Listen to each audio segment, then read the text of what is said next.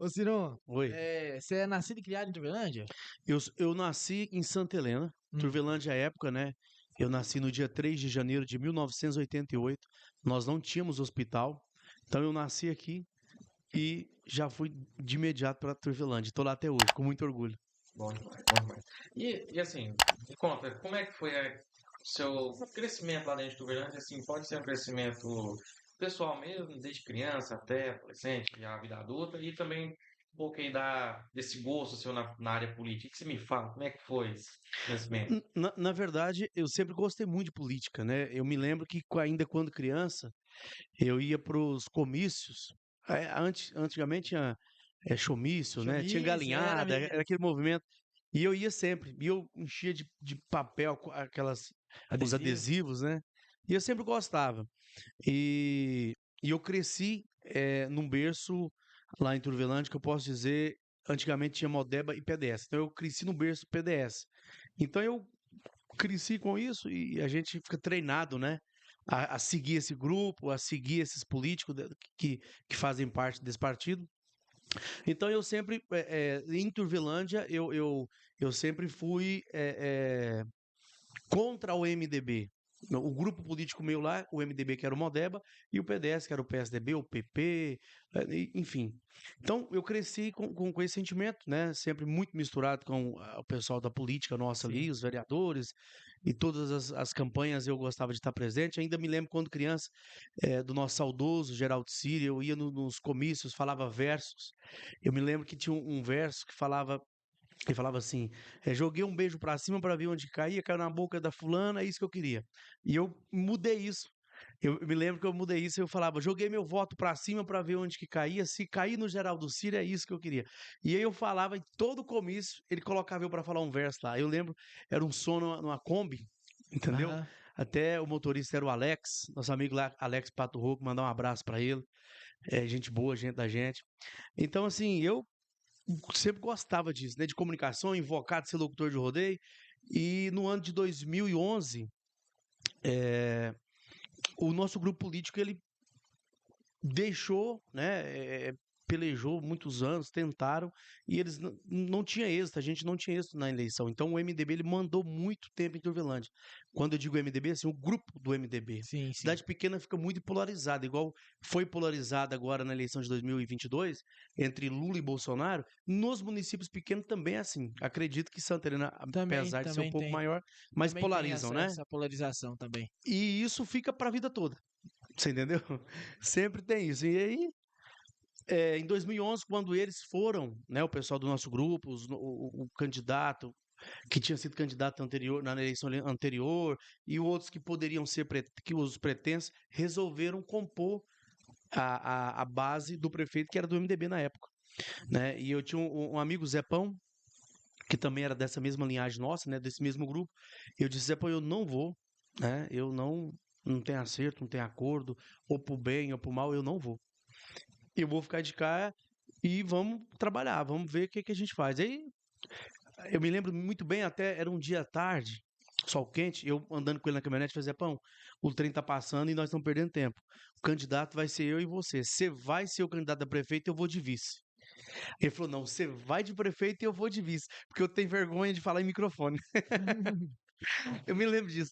E aí eu falei: beleza, pra mim o que toca é o danço. Então vamos. Fui pra Goiânia, visitei lá o deputado, o ex-deputado estadual Henrique Arantes, pegamos o partido, o PTB, Aham. né? Montamos o partido, pensando: não, isso não monta, não tem dinheiro nem para registrar. E eu não tinha conhecimento jurídico, contábil, nada sobre isso.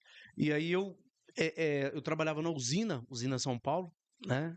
Na época, lá no município de Porteirão. Então lá tinha, acaba que eu tinha uma estrutura lá, tinha um telefone, né? Internet, e-mail. Então acaba que eu usava essa estrutura também para no projeto. Sim. E aí comecei a conversar com alguns advogados e fui, não, a única justiça gratuita é a justiça eleitoral, não paga nada. Então, no início, antes de saber, as pessoas criavam: não, tem dinheiro para registrar é 30 mil, e nunca teve isso. Na verdade, eram os adversários que não queriam que nós saíssemos candidatos. Isso aí, no caso, eles estavam querendo implementar um medo em você, mas a sua base, para não ir por causa do recurso. Exatamente, que aí eu estava trabalhando na usina, matando cachorro a grito, Uhum. né? Apesar de estar na usina, mas eu pagava aluguel, tinha casado há pouco tempo, e no início da vida é muito difícil, né? Na verdade, a vida toda é difícil, mas o princípio de tudo sempre vem com muita dor, né? Com muita dificuldade, mas eu sou uma pessoa que eu não tenho medo de desafios. Então, assim, eu acho que eu tinha um sentimento dentro de mim, eu tinha um sonho de ser prefeito. Eu estava naquele grupo e eu achava, eu esperava que um dia ia chegar a minha vez de eu ser um vereador, depois ter o espaço de disputar para ser prefeito, porque eu era fiel ao partido, portanto, ao grupo, portanto, muitos foram para a base do prefeito. Isso é normal na política, não é natural isso acontecer, Aham. mas eu não fui. Então, esse sentimento, essa vontade, eu não esperava que ia ser naquele momento, assim, chegar. Pum, eu? Eu achei que ia demorar, né? Aham. Isso foi em 2012, a eleição.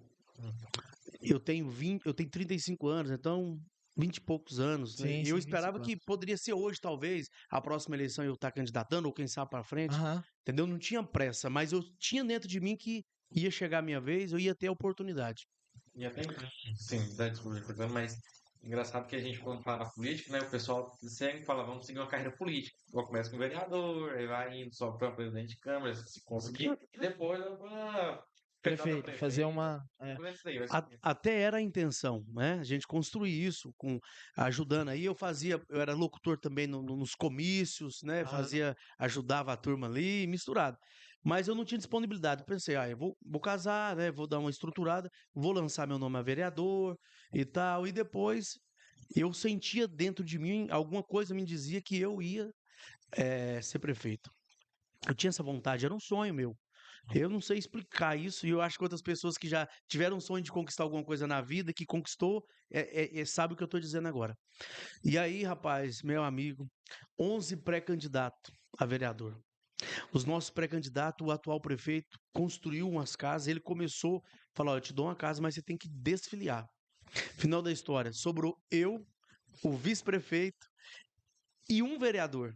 Os demais, eu falei, não, eu não quero atrapalhar seu sonho. Eu acho que o sonho de todo mundo é ter uma casa. Eu até hoje eu não tenho uma casa para me morar. Minha mesmo eu não tenho. Uhum. Entendeu? Então, e eu sei que é um sonho que eu tenho também, de um dia eu poder construir a minha casa, ter a minha casa, né? Meu lar. E eu falei, não, não quero atrapalhar o seu sonho. Eu quero que você, se é isso que você quer, não vejo problema. Eu assino aqui, você desfilia do partido, né? Porque aí ficava impossibilitado de concorrer à eleição.